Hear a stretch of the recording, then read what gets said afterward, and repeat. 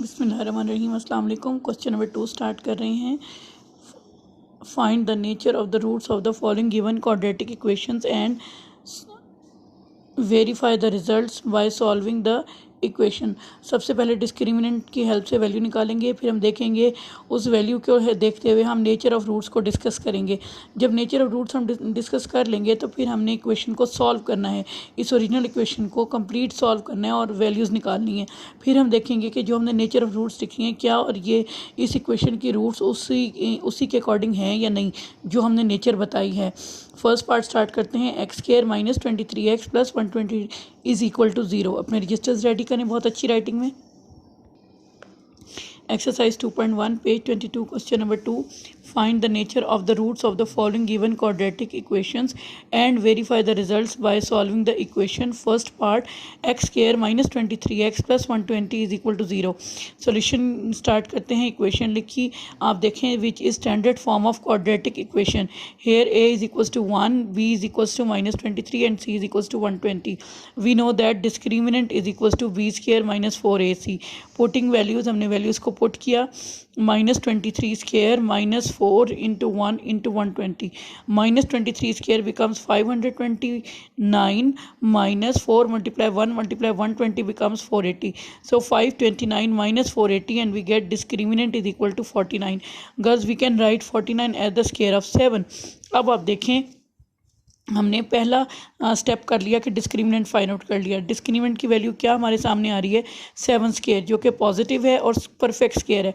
अब हम नेचर लिख रहे हैं। We see that discriminant is positive and a perfect square. Discriminant is positive and a perfect square. It means अब हमारी नेचर ऑफ रूट्स क्या होगी। The roots are rational, real and unequal. यानी इस इक्वेशन की रूट्स जो है ना दोनों वैल्यूज़ रेशनल होनी चाहिए, या रेशनल है तो ऑटोमेटिकली रियल भी हैं, और अनइक्वल होनी चाहिए यानी दोनों वैल्यूज़ डिफरेंट होनी चाहिए। वेरिफिकेशन करनी है तो हेडिंग दे के स्टार्ट करते हैं। Given equation is X square minus 23x plus 120 is equal to 0। ये फैक्टराइज भी हो सकती है, आपको फैक्टराइजेशन करना आसान लगता है, पेयर इजीली फाइंड आउट कर सकते हैं तो ठीक है। मैंने क्वाड्रेटिक फार्मूला अप्लाई किया है। A is equal to 1, B is equal to minus 23 and C is equal to 120। We know that quadratic formula लिखा X is equal to minus B plus minus square root of B square minus 4ac over 2a। Putting values we get X equals to minus into minus 23 plus minus square root of minus 23 minus 4 into 1 into 120 divided by 2 into 1. Minus multiply minus becomes, so we get x equals to 23 plus minus square root of 529 minus 480 divided by 2. Next step, x equals to 23 plus minus square root of 49 over 2, and then we finally we get x equals to 23 plus minus 7 over 2. यहाँ तक आपका completely solve हो गया। अब यहाँ से हम दो रूट्स को सेपरेट करेंगे, एक नेगेटिव साइन के साथ और एक पॉजिटिव साइन के साथ।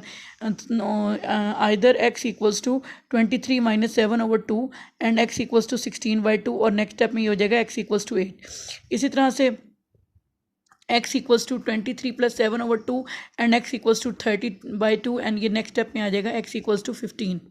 तो देखें गर्ल्स आपके पास एक वैल्यू आई x इक्वल्स टू 8 और x इक्वल्स टू 15। अब ये दोनों वैल्यूज़ क्या हैं, ये दोनों रेशनल हैं 8 और 15, और रियल भी हैं, और दोनों वैल्यूज़ अनइक्वल हैं, यानी एक वैल्यू 8 है और दूसरी 15 है, अनइक्वल हैं, डिफरेंट हैं जी। तब हम क्या कहेंगे, we see that the roots of the given quadratic equation are rational, real and unequal.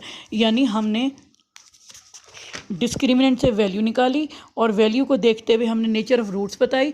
Nature of roots को देखने के लिए कि भई हमने सही बताई है, यानी हमने वेरिफिकेशन मांगी थी। वेरिफिकेशन के लिए हमने पूरा सॉल्व किया इक्वेशन को, और जब हमने इक्वेशन को सॉल्व कर लिया और हमारे सामने दोनों वैल्यूज़ आ गई तो इन वैल्यूज़ को देखते हुए हमने कहा okay we see that yes the roots of the quadratic equation are real, rational and unequal. यानी हमने जो नेचर लिखी है वो बिल्कुल सही लिखी है। ठीक है गर्ल्स, बहुत तवज्जो से इस क्वेश्चन को देखें, और बिल्कुल अब इसी पैटर्न पे हमारे चारों पार्ट्स हैं। अगली वीडियो में हम सेकंड पार्ट करेंगे, मैं इससे रिलेवेंट क्वेश्चन भी करूँगी, और बहुत तवज्जो से पार्ट करें। कोई प्रॉब्लम हो तो मुझसे डिस्कस करें। Thank you so much.